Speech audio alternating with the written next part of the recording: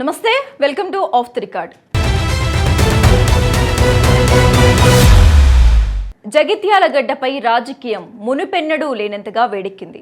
Senior నాయకుడు, నీతి నిజాయితీలకు మారు పేరుగా చెప్పుకునే మాజీ మంత్రి జీవన్ రెడ్డి ఒకవైపు, బీఆర్ఎస్ నుంచి వచ్చి కాంగ్రెస్లో చక్రం తిప్పుతున్న ఎమ్మెల్యే సంజయ్ కుమార్ మరోవైపు. రాజకీయ నాయకులు ఏ పార్టీ వారైనా సరే వారు చేసే కొన్ని వ్యాఖ్యలు సంచలనం కలిగిస్తుంటాయి, అనుమానాలు కలిగిస్తుంటాయి. ఆ కామెంట్స్ రాజకీయాల్లో పెద్ద చర్చకు దారితీస్తుంటాయి. మాజీ మంత్రి జీవన్ రెడ్డి చేసిన వ్యాఖ్యలు కాంగ్రెస్ పార్టీలో చర్చనీయాంశమయ్యాయి. ఇక్కడ నలిగిపోతున్నది నిఖార్సైన కాంగ్రెస్ కార్యకర్తేనా? అసలు జీవన్ రెడ్డి ఎందుకు రగిలిపోతున్నారు? అధిష్టానం ఎవరి వైపు ఉంది?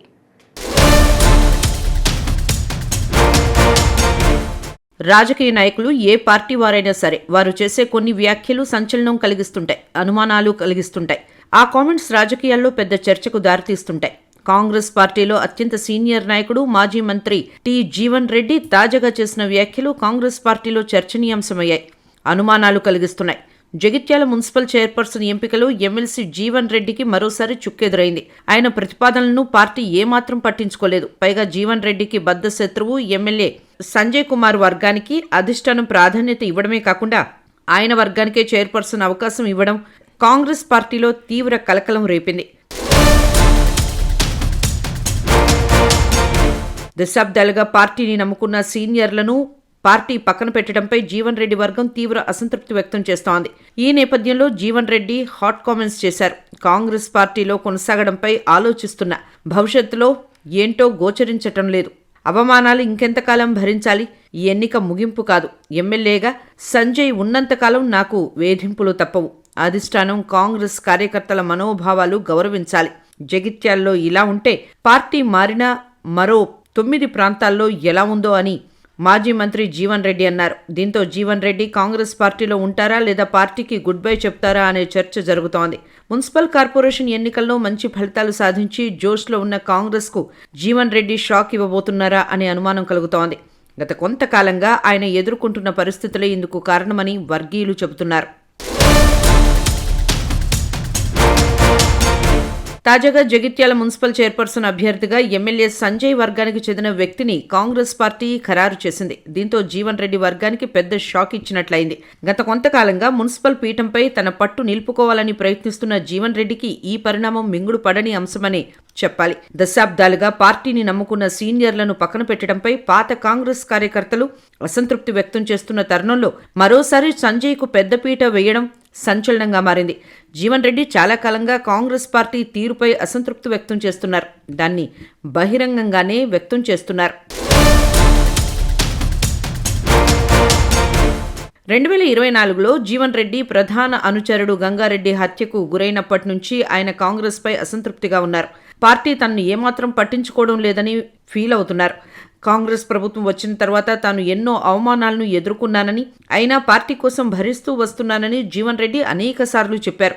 గంగిరెడ్డి హత్యకు గురైన తర్వాత ఇక మీకు మీ పార్టీకి ఓదండం, ఇకనైనా మమ్మల్ని బతకనివ్వండి. ఇంతకాలం అవమానాలకు గురైనా తట్టుకున్నాం, మానసికంగా అవమానాలకు గురవుతున్నా భరించామని ఇవాళ భౌతికంగా లేకుండా చేస్తే ఎందుకు అని కాంగ్రెస్ పార్టీని జీవన్ రెడ్డి ప్రశ్నించారు.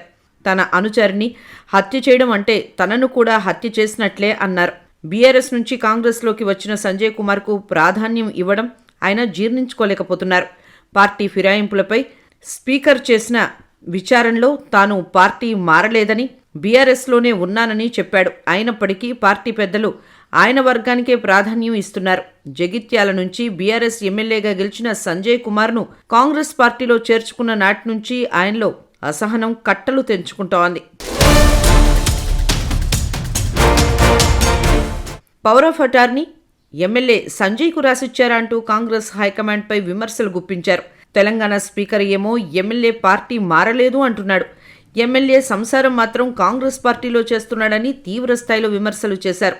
అధినాయకత్వం కాంగ్రెస్ కార్యకర్తల మనోభావాలు గౌరవించాలన్నారు. జగిత్యాల్లోనే సిచ్యువేషన్ ఇలా ఉంటే పార్టీ మారిన మరో 9 ప్రాంతాల్లో ఎలా ఉందో అని మాజీ మంత్రి జీవన్ రెడ్డి తీవ్రంగా స్పందించారు. పార్టీ తనకు అన్యాయం చేస్తుందన్న భావనకు వచ్చారు. అప్పుడే రాజీనామాకు సిద్ధపడిన హైకమాండ్ పెద్దలు సముదాయించారు. ఢిల్లీకి పిలిపించి మరీ శాంతింపజేశారు. మంత్రి పదవి కూడా దక్కకపోవడంతో జీవన్ రెడ్డి చాలా కాలం నుంచి అసంతృప్తితో ఉన్నారు. తనకు మంత్రి పదవి రాకుండా కావాలనే కొందరు అడ్డుకుంటున్నారని ఆయన గాంధీ భవన్కు రావడం కూడా తగ్గించారు. పార్టీలో కూడా యాక్టివ్గా కనిపించడం లేదు. జీవన్ రెడ్డి కొన్ని దశాబ్దాలుగా కాంగ్రెస్లో కీలక నేతగా కొనసాగుతున్నారు. దాదాపు 40 ఏళ్ల నుంచి ఆయన రాజకీయాల్లో ఉన్నారు. తొలుత టీడీపీ నుంచి ఆయన రాజకీయ ప్రస్థానం ప్రారంభమైన తర్వాత కాంగ్రెస్ పార్టీలో చేరారు. అప్పట్నుంచి అదే పార్టీలో ఉన్నారు. జగిత్యాల నుండి 6 సార్లు శాసనసభకు ఎన్నికై 3 సార్లు ఉమ్మడి ఆంధ్రప్రదేశ్ రాష్ట్రంలో మంత్రిగా పనిచేశారు. ఆయన 1983లో టీడీపీలో చేరి ఎమ్మెల్యేగా తొలిసారి శాసనసభలో అడుగుపెట్టి ఎన్టీఆర్ మంత్రివర్గంలో ఎక్సైజ్ శాఖ మంత్రిగా, నాదెళ్ల భాస్కర్రావు మంత్రివర్గంలో పంచాయతీరాజ్ శాఖ మంత్రిగా బాధ్యతలు నిర్వహించారు. ఎన్టీ రామారావు 1985లో ప్రభుత్వం రద్దు చేయడంతో తిరిగి జరిగిన ఎన్నికల్లో ఆయన కాంగ్రెస్ పార్టీలో చేరి 1985లో కాంగ్రెస్ అభ్యర్థిగా పోటీ చేసి టీడీపీ అభ్యర్థి గొడిసెల రాజేశం గౌడ్ చేతిలో ఓడిపోయారు. 2004లో జరిగిన ఎన్నికల్లో గెలిచి వైఎస్ రాజశేఖర రెడ్డి మంత్రివర్గంలో రోడ్లు, భవనాల శాఖ మంత్రిగా బాధ్యతలు నిర్వహించారు. 2018లో జరిగిన ముందస్తు అసెంబ్లీ ఎన్నికల్లో ఓడిపోయి 2019లో తెలంగాణ శాసన మండలికి జరిగిన ఎన్నికల్లో కరీంనగర్, ఆదిలాబాద్, నిజామాబాద్, మెదక్ పట్టభద్రుల నియోజకవర్గం నుండి పోటీ చేసి ఎమ్మెల్సీగా ఎన్నికయ్యారు. జీవన్ రెడ్డి సీనియర్ నేత కావడంతో ఆయన కాంగ్రెస్ నుంచి వైదొలిగితే పార్టీకి పెద్ద షాక్ అనే చెప్పాలి. జగిత్యాల రాజకీయ రణక్షేత్రంలో జీవన్ రెడ్డి ఆవేదన ఇప్పుడు గాంధీ భవన్ కారిడార్లో మారుమోగుతోంది. అధిష్టానం ఇప్పటికైనా దిద్దుబాటు చర్యలు చేపడుతుందా లేక సీనియర్ నేతను దూరం చేసుకుంటుందా అనేది వేచి చూడాలి. జగిత్యాల సెగలు మున్ముందు ఇంకెన్ని మలుపులు తిరుగుతాయో చూడాలి.